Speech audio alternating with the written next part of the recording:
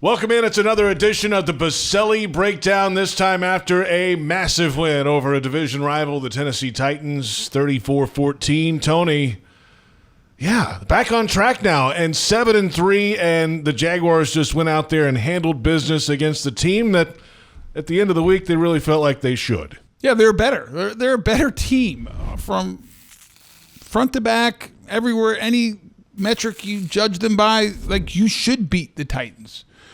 And what was beautiful about it is not just that they won the game. Obviously, that's all that matters at the end is winning and losing. But is that they dominated.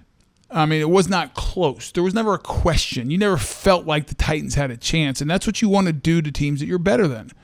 And so it was great. Big division win. You needed it. You needed to get that taste of that poor performance against the 49ers out of your mouth. And the only way you do that is get back on the field and go win a football game. And it was huge, but all attention, all focus forward, because this is the biggest game of the year coming up against the Houston Texans. They're one game back, JP, for the division lead.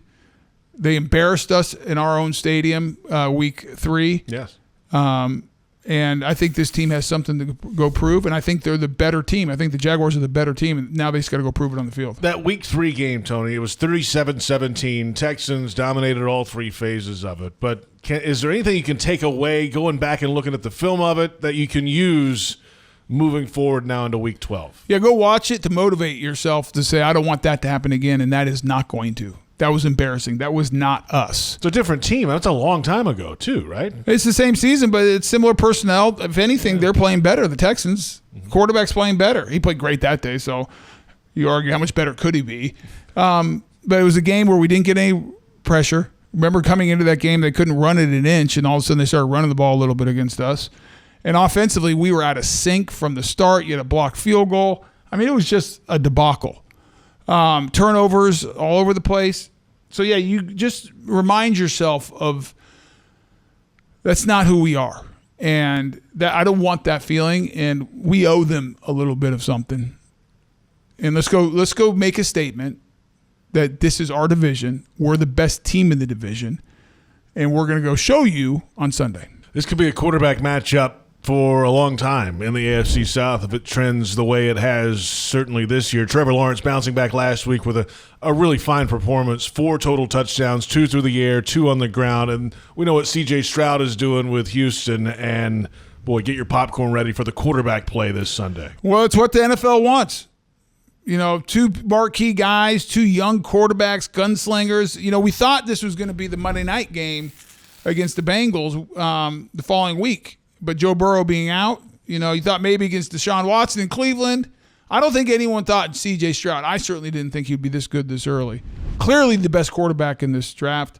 One of the best rookie performances so far this year in recent history, what he's been able to do. And give DeMeco Ryan a ton of credit, their head coach, because I think most people figured they'd be last placed in the division. They were in a complete rebuild year, and they sit right now at 1 game back, just 1 game back behind us, and it's going to be a heck of a matchup. They won the first one. We're going to go beat them up in Houston, but it's not going to be easy, and you're going to have to play good football. You can't turn it over. You got to hit the quarterback. And the last time we played them, Josh Allen, that's the game he got hurt, and he was a non-factor. He's got to have a big game. He had one of the highest win percentages of rush to the passer this past week. He needs another week like that. Trayvon Walker's coming. He's starting to get pressure, playing better. So, and I look forward to – I thought Mike Caldwell, our defensive coordinator. Let me get this right. Holy cow.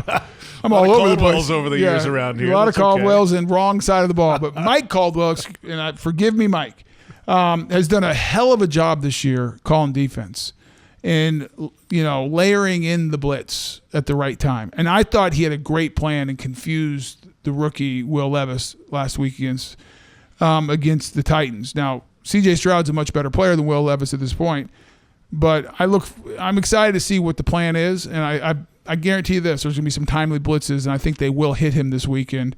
and get him to throw it to us a couple times. Speed up the rookie's world. That's right. A little bit. 100%. 100%. Heat him up at NRG Stadium in Houston, Week 12, AFC South Division Showdown. The Texans and the Jaguars. Can't wait, Tony. What was the old Major League Baseball heat him up, Ricky, or what is that or something like that? Heat him know up, what Rick? we're talking about in the UK. Yeah, that's a good Tony. point. I don't know. Bad American movie reference. I apologize. Yes, you can cut that part of this portion of my comments, but you need to speed up the rookie, make it hot in the pocket, and see what he's got. And I think this defense is up to the task, and I expect the offense to have a much better day.